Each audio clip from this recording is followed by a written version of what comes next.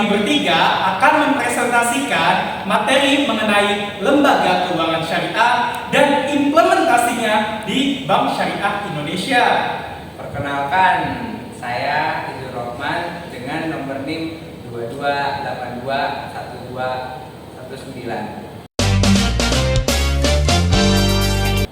Perkenalkan, nama saya Muhammad Farhan dengan NIM 2282120036. Perkenalkan, nama saya Lindani, NIM 2282120009. Baiklah, materi yang pertama mengenai prinsip-prinsip yang ada di dalam bank syariah akan dipresentasikan oleh saya. Selamat menyaksikan. Prinsip dasar perbankan syariah. Yang pertama, prinsip keadilan, yaitu pembagian keuntungan berdasarkan pendapatan sebenarnya sesuai kontribusi dan risiko masing-masing pihak. Selanjutnya ada kemitraan, yaitu posisi nasabah investor dan pengguna dana serta lembaga keuangan itu sendiri sejajar sebagai mitra usaha. Selanjutnya ada transparansi. Lembaga keuangan syariah akan memberikan pelaporan keuangan yang terbuka dan berkesinambungan. Selanjutnya ada kemaslahatan. Bank Syariah mengedepankan kemaslahatan atas segala usaha yang dijalankan oleh perusahaan yang sesuai dengan aturan syariah. Selanjutnya ada keseimbangan. Prinsip ini menggambarkan bahwa setara antara bank dan nasabah berada dalam satu kesatuan. Yang terakhir ada universal, artinya tidak membeda-bedakan suku, agama, ras, dan golongan dalam masyarakat. Berikutnya ada prinsip kepercayaan dan kehati-hatian dalam pengelolaan kegiatan perbankan syariah. Dalam menjalankan usahanya memerlukan kepercayaan masyarakat. Dengan percayaan masyarakat atau nasabah terhadap industri perbankan, maka hal ini merupakan usaha untuk memelihara stabilitas industri perbankan. Materi selanjutnya mengenai prinsip-prinsip yang dilarang di dalam kegiatan perbankan syariah. Prinsip-prinsip yang dilarang dalam kegiatan perbankan syariah. Pertama ada maisir, yaitu transaksi yang bergantung pada keadaan yang tidak menentu atau bersifat untung-untungan, dan ini tuh mengandung unsur perjudian, pertaruhan atau permainan yang berisiko. Selanjutnya ada goror, yaitu yang mengandung unsur ketidakjelasan, penipuan atau kejahatan. Selanjutnya ada yang mengandung haram, riba, dan batil. Materi selanjutnya yaitu tentang penghimpunan dana, penyaluran dana, dan jasa keuangan. Materi yang selanjutnya yaitu penghimpunan dana, penyaluran dana, dan jasa keuangan. Yang pertama yaitu penghimpunan dana pada bank syariah. Di dalamnya terdapat yang pertama yaitu penghimpunan dana prinsip wadiah, dan yang kedua penghimpunan dana prinsip mudorobah. Selanjutnya yaitu penyaluran dana pada bank syariah. Di dalamnya terdapat 4 macam. Yang pertama itu pembiayaan berdasarkan akad jual beli. Di dalamnya terdapat murabahah, salam, dan istisna. Yang kedua yaitu pembiayaan berdasarkan akad sewa menyewa. Di dalamnya ada ijaroh dan ijaroh mutahiyah bitamlik. Yang ketiga yaitu pembiayaan berdasarkan akad bagi hasil. Di dalamnya terdapat mudorobah dan musyarakah. Dan yang terakhir yaitu pembiayaan berdasarkan akad pinjam-meminjam yang bersifat sosial.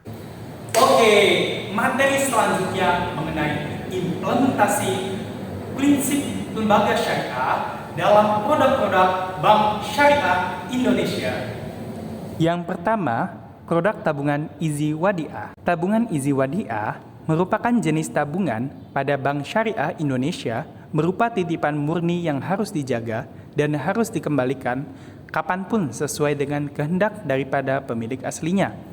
Sistem akad yang digunakan dalam produk tabungan wadiah ini menggunakan akad wadiah yad domana. Mekanisme alur skema dari tabungan Izi Wadiah ini, yang pertama, nasabah mengajukan permohonan kepada Bank Syariah Indonesia untuk memperoleh hak simpan. Selanjutnya, nasabah memilih produk tabungan Izi Wadiah dan memilih jenis kartu ATM, serta melakukan akad wadiah yad domana dengan Bank Syariah Indonesia. Selanjutnya, setelah kedua belah pihak menyepakati akad, nasabah menyetorkan uang yang ingin dititipkan pada Bank Syariah, yakni mengisi saldo awal tabungan minimal Rp100.000 dan mengizinkan Bank Syariah untuk mengelola dana titipan dari nasabah. Selanjutnya, Bank Syariah mengelola dana titipan dari nasabah untuk melakukan hal-hal produktif. Selanjutnya, Bank Syariah berhak memberikan bonus atau imbalan pada nasabah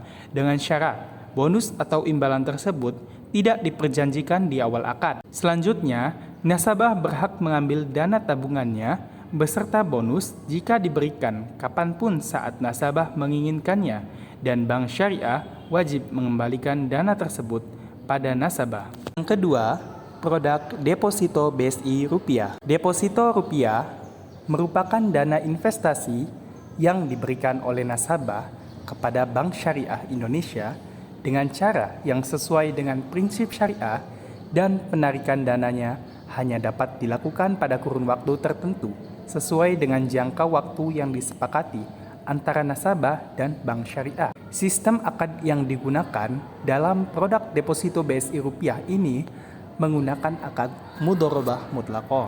Mekanisme alur skema dari deposito BSI Rupiah ini, yang pertama, nasabah memilih produk deposito BSI Rupiah dan menyetorkan dananya pada Bank Syariah Indonesia minimal 10 juta rupiah, serta memilih jangka waktu deposito menggunakan akad mudharabah mutlaqah. Selanjutnya, Bank Syariah mengelola dana nasabah dan menyalurkannya dalam bentuk pembiayaan. Selanjutnya, Bank Syariah mendapatkan pendapatan atas penempatan dana dalam bentuk pembiayaan. Selanjutnya, Bank Syariah menghitung bagi hasil atas dasar revenue sharing, yakni pembagian hasil atas dasar pendapatan sebelumnya dikurangi dengan biaya. Selanjutnya, pada saat tanggal valuta, yakni tanggal penempatan deposito, nasabah akan memperoleh bagi hasil sesuai dengan nisbah yang telah disepakati di awal. Apabila nasabah menyetorkan dananya kurang dari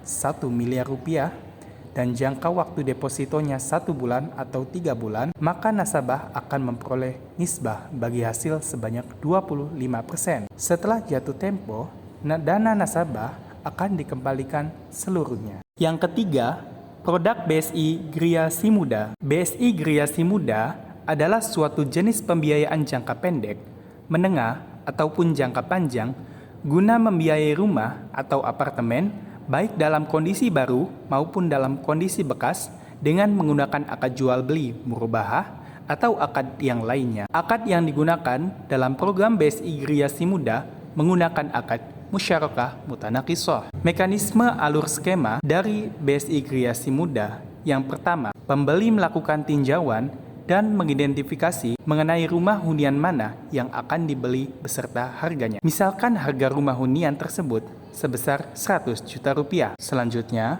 pembeli mendatangi bank syariah dan mengajukan kerjasama kemitraan dengan menggunakan akad musyarakah. Jika nasabah menggunakan akad musyarakah mutanaqishah, maka akan dikenakan biaya admin sebesar 1%. Selanjutnya, bank syariah dan nasabah bersama-sama melakukan pembelian rumah tersebut berdasarkan harga yang ditawarkan sebelumnya dan mendapatkan presentasi kepemilikan berdasarkan jumlah uang yang diberikannya.